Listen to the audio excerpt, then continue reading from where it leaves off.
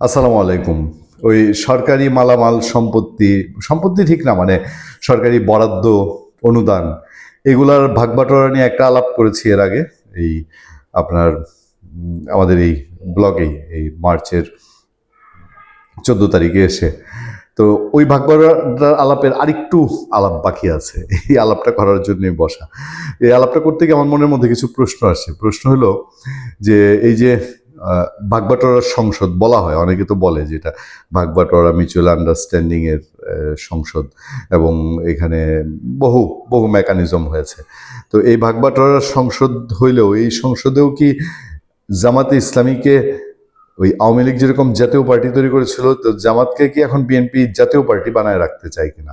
যে আসো আসো থাকো, মাঝে মধ্যে আমরা চাবো, তোমরা চিল্লাইবা, তারপর ওয়াকআউট হবে, সংসদটা জমজমাট দেখাবো, এরকম। আর বাদ বাকি কামে ভাই বেশি একটা আশা করো না। আমার মনে হয় এরকম প্রশ্নটা জাগছে যে জামাতের এমপিদের মানে নিধিরাম সর্দার, ঢাল তলোয়ারবিহীন নিধিরাম সর্দার বানায় রাখা। কারণ তো বাংলাদেশের ট্রেডিশন তো তাই বলে। বাংলাদেশের পলিটিক্যাল ট্রেডিশন, সরকারি দলের বাইরে জোটে যারা থাকে, ইভেন মন্ত্রী যারা, ধরেন অনেক সময় মন্ত্রীদের শেয়ার দেয়, ভাগবাটোয়ারা দেয়, অন্য দল থেকে মন্ত্রী আনে, এই সরকারেও আছে, তারেক রহমান সরকারও আছে। মন্ত্রীদেরও কিন্তু অনেকটা ওই সৎ মায়ের পোলার মতন, সৎ ভাইয়ের মতন দেখে। মানে সরকারি দলের এমপি যেরকম একদম দাবি নিয়ে গিয়ে আমার এলাকায় এটা লাগবে, এটা করে দিব, হ্যাঁ, বা আমার এলাকায় এটা করে ফেলতেছি, অত একটা ধার ধারে না পার্টির বড় বসের। কিন্তু ভিন্ন পার্টির মন্ত্রী হইলে তার কিন্তু বহু কিছু ভাবতে হয়, বহু কিছু হিসাব করতে হয়। জামাতের অবস্থাটা এরকম কিনা?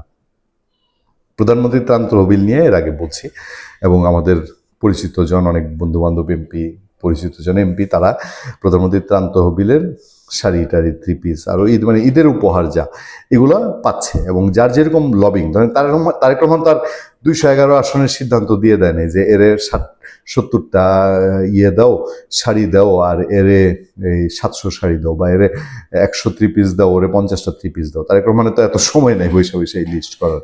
এটা হলো যে প্রধানমন্ত্রীর সিস্টেমে যারা আছে, মানে দাপ্তরিক দায়িত্বে, তাদের সাথে যাদের জ্যাকিংটা, যেই এমপির জ্যাকিং যত ভালো, সে মোটামুটি সেই পরিমাণ নিয়ে তার এলাকায় লোকজনরে দিতে পারে। জামাত এখানে কোনো ভাগ বাটোয়ারা পাচ্ছে না। জামাতের একজন এমপি, আর বাকিরা এখনো মুখ খুলে নেই, কিন্তু একজন এমপি মুখ মুখ ফুসকে বলবো না, মানে মনের এই কষ্ট, এই দুঃখ আটকে রাখতে না পেরে মনোকষ্ট তিনি শেষ পর্যন্ত মুখ ফুটে বলেই ফেলেছেন।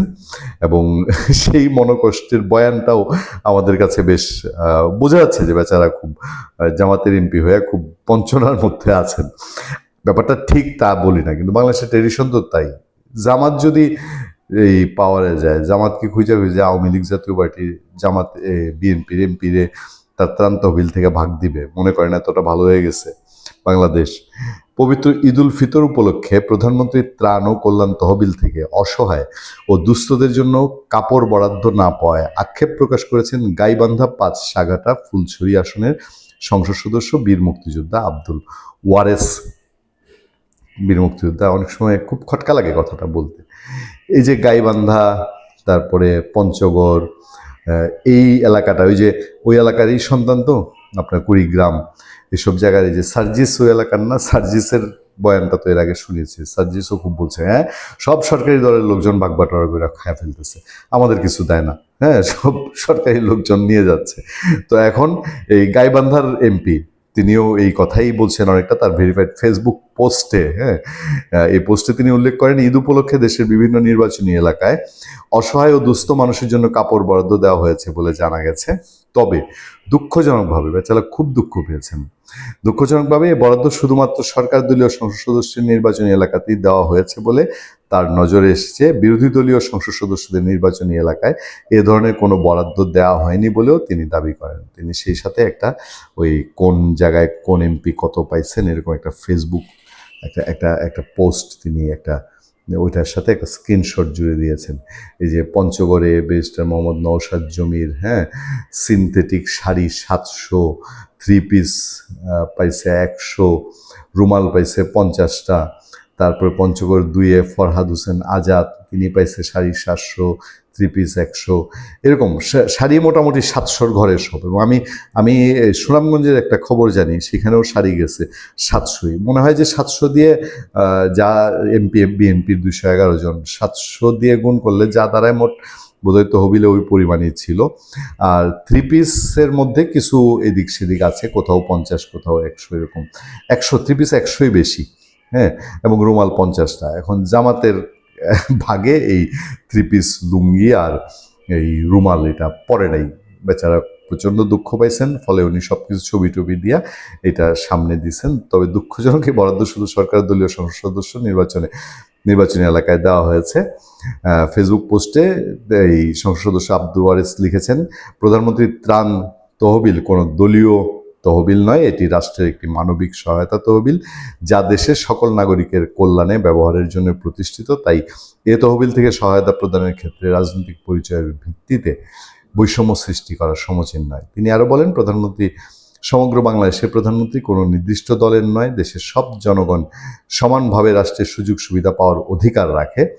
এ কারণে প্রধানমন্ত্রীর ত্রাণ তহবিল থেকে সহায়তা প্রদানের ক্ষেত্রে রাজনৈতিক বিভাজন পরিহার করে দেশের সব নির্বাচনী এলাকায় অসহায় ও দুস্থ মানুষের জন্য সমানভাবে বরাদ্দ নিশ্চিত করার জন্য সংশ্লিষ্ট কর্তৃপক্ষের প্রতি আহ্বান জানান তিনি। দেয়া শেষ, মামলা খতম। এখন আহ্বান জানায় খুব একটা লাভ নাই, আমি যতটুকু খোঁজ রাখি আর কি। পোস্টে সংসদ সদস্য আব্দুল ওয়ারিস প্রধানমন্ত্রী কার্যালয়ের প্যাডে প্রকাশিত ওই যে আমরা যেটা বললাম যে এ সংক্রান্ত একটি স্ক্রিনশটও সংযুক্ত করেন। সেখানে দেখা যায় উত্তরাঞ্চলের 5টি জেলার বিভিন্ন সংসদীয় আসনে জনপ্রতিনিধিদের নামে সিনথেটিক শাড়ি 700, থ্রি পিস 100, হাজি রুমাল 50 পিস করে বরাদ্দ দেওয়া হয়েছে। তবে তার নির্বাচন এলাকায় এ ধরনের কোনো বরাদ্দ দেওয়া হয়নি বলে তিনি দাবি করেন। এটা কাজ করতে পারে জামাতে ইসলামী। আমার মনে হয় কি, জামাতে ইসলামীর প্রচুর ফান্ড না, হাজার হাজার কোটি টাকা। আমরা তো শুনেছিলাম নির্বাচনে নাকি তাদের বরাদ্দ ছিল আপনার 2000 কোটি টাকা। আবার ওই এনসিপির কথা শুনি, এনসিপির নাকি এমনি মানে চোখ বন্ধ করে 30 কোটি টাকা দিচ্ছে নির্বাচন করার লেগে।